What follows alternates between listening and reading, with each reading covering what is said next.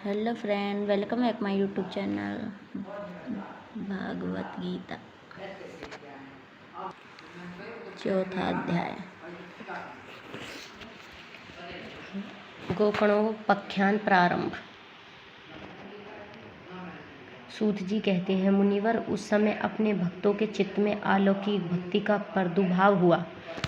देख भक्तवत्सल श्री भगवान अपना धाम छोड़कर वहां पधारे।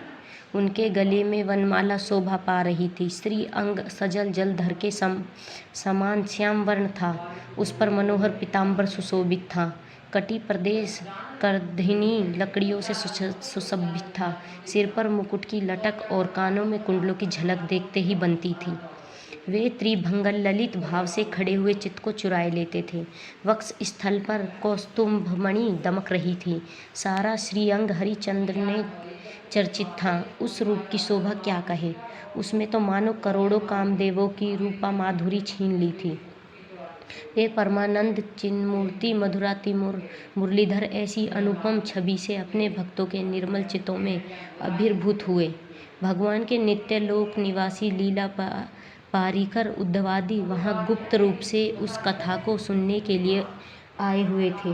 प्रभु के प्रकट होते ही चारों ओर जय हो की ध्वनि होने लगी। उस समय भक्ति रस का अद्भुत प्रभाव चला। बार बार अबीर गुलाल और पुष्पों की वर्षा तथा शंख ध्वनि होने लगी। उस सभा में जो लोग बैठे थे उन्हें अपने देह गेह और आत्मा की भी कोई ध्वनि ना रही। उनकी ऐसी तन्मयता देखकर नारद जी कहने लगे, मुनिवरगण, आज सप्ताह श्रवण की मैंने यहाँ बड़ी ही अलौकिक महिमा देखी। यहाँ तो जो बड़े मूर्ख दुष्ट और पशु पक्षी भी है वे सभी अत्यंत निष्पाप हो गए हैं। अतः इसमें संदेह नहीं कि कलिकाल में चित्त कथा के समान मृतक लोक में पाप पुंज का नाश कराने वाला कोई दूसरा पवित्र साधन नहीं है। मुनिवर, आप लोग बड़े कृपालु हैं।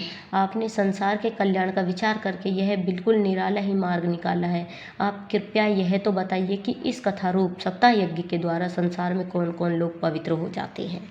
सनकादि ने कहा, जो लोग सदा तरह तरह के पाप किया करते हैं, निरंतर दुराचार में ही तत्पर रहते हैं और उल्टे मार्गों से चलते हैं तथा जो क्रोध अग्नि से जलते रहने वाले कुटिल और कामपरायण हैं, वे सभी इस कलयुग में सप्ताह यज्ञ से पवित्र हो जाते हैं।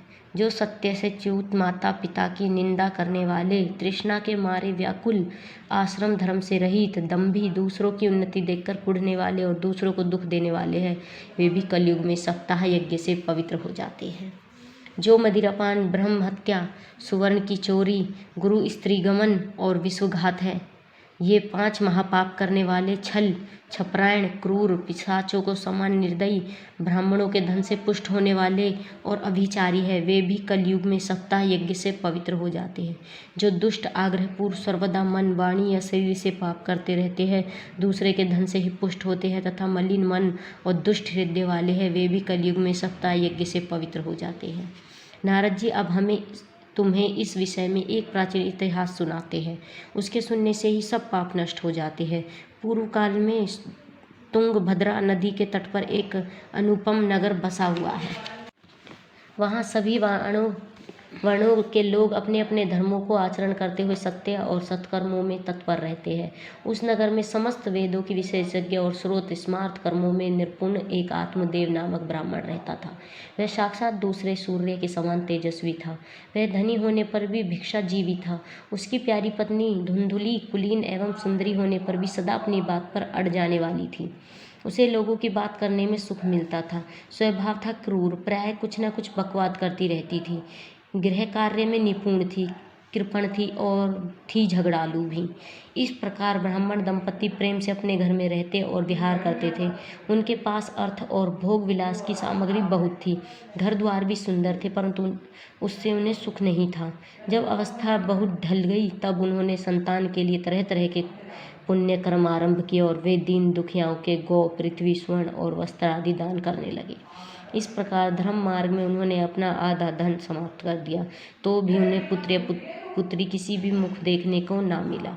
इसलिए वह ब्राह्मण बहुत ही चिंतातुर रहने लगा। एक दिन वह ब्राह्मण देवता बहुत दुखी होकर घर से निकलकर वन को चल दिया। दोपहर के समय उसे प्यास लगी, इसीलिए वह एक तालाब पर गया। संतान के अभाव के दुख ने उसको के शरीर को बहुत सुख दिया, इसलिए थक जाने के कारण जल पीकर वह वहीं बैठ गया। 2 घड़ी बीतने पर वहाँ एक सन्यासी महात्मा आए। जब ब्राह्मण देवता ने देखा कि वे जल पी चुके हैं, तब वह उनके पास गया और चरणों में नमस्कार करने के बाद सामने खड़े होकर लंबी लंबी सांसें लेने लगा। सन्यासी जी ने पूछा, कहो ब्राह्मण देवता, रोते क्यों हो? ऐसे तुम्हें क्या भारी चिंता है? तुम जल्दी ही मुझे अपने दुख का कारण बताओ। ब्राह्मण ने कहा, महाराज, मैं अपने पूर्व जन्म के पापों से संचित दुख का क्या वर्णन करूं। अब मेरे पितर मेरा द्वारा ही दी गई जलाजली के जलों को अपनी चिंताजनित सांस से कुछ गर्म करके पीते हैं। देवता और ब्राह्मण मेरा दिया हुआ प्रसन्न मन से स्वीकार के लिए मैं इतना दुखी हो गया हूँ कि मुझे सब सोना ही सोना दिखाई देता है। मैं प्राण त्यागने के लिए यहाँ आया हूँ। संतानहीन जीवन को धिक्कार है, संतानहीन गृह को धिक्कार है, संतानहीन धन को धिक्कार है और संतानहीन कुल को धिक्कार है। मैं जिस गाय को पालता हूँ वह भी सर्वथा बांझ हो जाती है। वो जो पेड़ लगाता हूँ उस पर भी फल फूल नहीं लगते।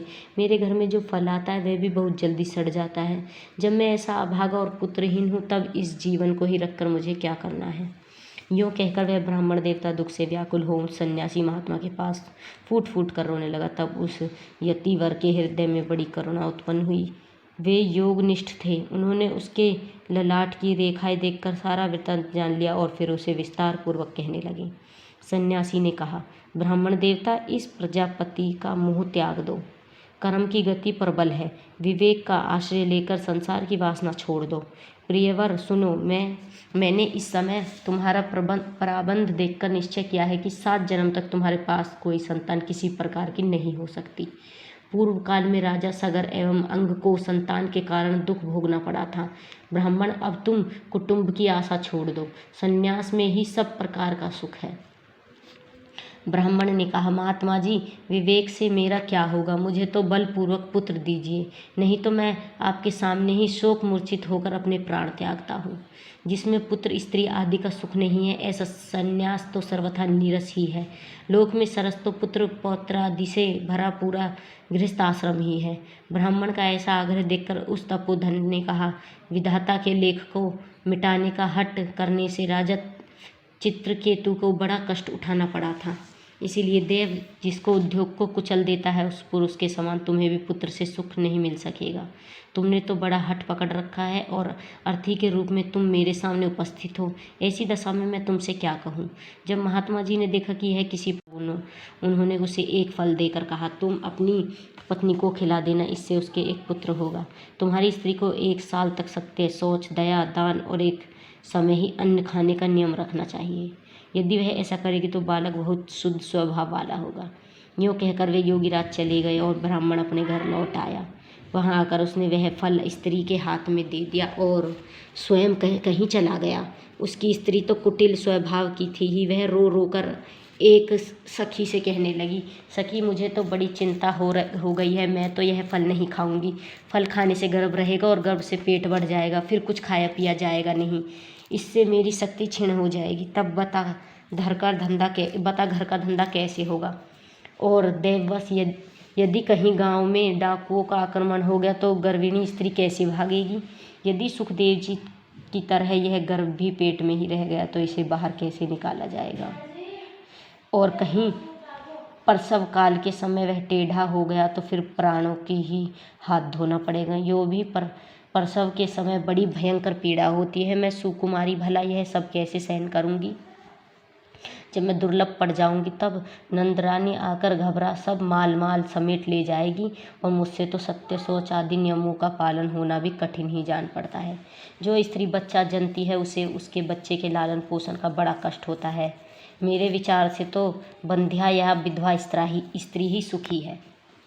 मन में ऐसे ही तरह तरह के कुतर्क उठने से उसके वह फल नहीं खाया और जब उसके पति ने पूछा फल खा लिया, तब उसने कह दिया, हाँ खा लिया। एक दिन उसकी बहन उसके पास ही उसके घर आई। तब उसने अपनी बहन को सारा वृत्तांत सुनाकर कहा कि मेरे मन में इसकी बड़ी चिंता है। मैं इस दुख के कारण दिनों दिन दुबली हो रही हूँ। बहन, मैं क्या करूँ? बहन ने कहा, मेरे पेट में बच्चा है। प्रसव होने पर वह बालक मैं तुझे दे दूँगी। तब तक तू गर्भवती के समान घर में गुप्त रूप से सुख से रहे। तो मेरे पति को कुछ धन दे देगी तो उसे तुझे अपना बालक दे देंगे। हम ऐसी युक्ति करेंगे कि जिससे सब लोग यही कहेंगे कि इसका बालक 6 महीने का होकर मर गया और मैं नित्य प्रति तेरे घर आकर उस बालक का पालन पोषण करती रहूँगी। तू इस समय इसकी जांच करने के लिए यह फल गौ को खिला दे। ब्राह्मणी ने स्त्री स्वभाववश जो जो उसकी बहन ने कहा तब वैसे ही सब किया। उसके पश्चात समय अनुसार उस स्त्री के पुत्र हुआ। तब उसके पिता ने चुपचाप लाकर उसे धुंधुली को दे दिया और उसने आत्मदेव को सूचना दे दी कि मेरे सुखपूर्वक बालक हो गया है। इस प्रकार आत्मदेव के पुत्र हुआ सुनकर सब लोगों को बड़ा आनंद हुआ। ब्राह्मण ने उसका जात गर्म संस्कार करके ब्राह्मणों को दान दिया और उसके द्वार पर गाना बजाना तथा अनेक प्रकार के मांगलिक कृत्य होने लगे। धुंधुली ने अपने पति से कहा, मेरे स्तनों में तो दूध ही नहीं है, फिर गौ आदि किसी अन्य जीव के दूध से मैं इस बालक का किस प्रकार पालन करूंगी। मेरी बहन को भी बालक हुआ था, वह मर गया है, उसे बुलाकर अपने यहाँ रख ले तो वह आपके इस बच्चे का पालन पोषण कर लेगी। तब पुत्र की रक्षा के लिए आत्मदेव ने वैसे ही किया तथा माता धुंधली ने उस बालक का नाम धुंधकारी रखा। इसके बाद 3 महीने बीतने पर उस गौ के एक मनुष्यकार बच्चा हुआ। वह सर्वगुण सुंदर, दिव्य, निर्मल तथा स्वर्ण की सी कांति वाला था। उसे देखकर ब्रह्म देवता को बड़ा आनंद हुआ और उसने स्वयं ही उसके सब संस्कार किए। इस समाचार से और सब लोगों को भी बड़ा आश्चर्य हुआ और वे बालक को देखने के लिए आए। तब आपस में कहने लगे, देखो भाई, अब आत्मदेव का कैसा भाग्य उदय हुआ है। कैसे आश्चर्य की बात है कि गौ को भी ऐसा दिव्य रूप बालक उत्पन्न हुआ है। देवयोग से इस गुप्त रहस्य का किसी को भी पता न लगा। आत्मदेव ने उस बालक के गौ से कान देखकर उसका नाम गोकर्ण रखा। कुछ काल बीतने पर वे दोनों बालक जवान हो गए। उसमें गोकर्ण तो बड़ा पंडित और ज्ञानी हुआ, किंतु धुंधकारी बड़ा ही दुष्ट निकला। स्नान, शौच, स्नादि ब्राह्मणोचित आचारों का उसमें नाम भी ना था और ना खान पान का ही कोई परहेज था। क्रोध उसमें बहुत बढ़ा चढ़ा था। वह बुरी बुरी वस्तुओं, मुर्दे के हाथों से छुआया हुआ अन्न भी खा लेता था। दूसरों की चोरी करना और सब लोगों से द्वेष बढ़ाना उसका स्वभाव बन गया था। छिपे छिपे वह दूसरों के घरों में आग लगा देता था। दूसरों के बालकों को खेलने के लिए गोद में लेता और उनसे चट कुएं में डाल देता। हिंसा का उसे व्यसन सा हो गया था। हर समय वह अस्त्र शस्त्र धारण किए रहता और बेचारे अंधे और दीन दुखियादरों को व्यर्थ तंग करता था। चंडालों से उसका विशेष प्रेम था। बस हाथ में फंदा लिए कुत्तों की टोली के साथ शिकार की टोल में घूमता रहता। वेश्याओं के जाल में फंसकर उसने अपने पिता की सारी संपत्ति नष्ट कर दी। एक दिन माता पिता को मार पीट कर घर के सब बर्तन भाड़े उठा ले गया। इस प्रकार जब सारी संपत्ति स्वाहा हो गई तब उस कृपण पिता फूट फूट कर रोने लगा और बोला, इससे तो इसकी माँ बांझ रहना ही अच्छा था। कुपुत्र तो बड़ा ही दुखदाई होता है। रुक जा, 9। अब मैं कहाँ का रहूँ, कहाँ जाऊँ, मेरा इस संकटों को कौन काटेगा। हाय, मेरे ऊपर तो बड़ी विपत्ति आ पड़ी है। इस दुख के कारण अवश्य मुझे एक दिन प्राण छोड़ने पड़ेंगे। उसी समय परम ज्ञानी गोकर्ण जी वहाँ आए और उन्होंने पिता को वैराग्य का उपदेश करते हुए कहा, समझाया। वे बोले, पिताजी, यह संसार असार है, यह अत्यंत दुख रूप और मुँह में डालने वाला है। पुत्र किसका, धन किसका, स्नेहवान पुरुष रात दिन दीपक के समान जलता रहता है। सुख ना तो इंद्र को है और ना चक्रवर्ती राजा को ही। सुख है तो केवल विरक्त एकांत जीवी मुनि को। यह मेरा पुत्र है, इस अज्ञान को छोड़ दीजिए। मोह से नरक की प्राप्ति होती है। यह शरीर तो नष्ट ही होगा, इसीलिए सब कुछ छोड़कर वन में चले जाइए। गोकर्ण के वचन सुनकर आत्मदेव वन में जाने के लिए तैयार हो गया और उनसे कहने लगा, बेटा, वन में रहकर मुझे क्या करना चाहिए, मुझसे विस्तार पूर्वक कहो। मैं बड़ा मूर्ख हूँ। अब तक क्रमवश स्नेह पास में बंधा हुआ अपंगी भक्ति इस घर रूप अंधेरे कुएं में ही पड़ा रहा। तुम बड़े दयालु हो, इससे मेरा उद्धार करो। गोकर्ण ने कहा, पिताजी, यह शरीर हड्डी मांस और रुधिर का पिंड है। इसे आप मानवी पुत्रादि को अपना कभी ना माने।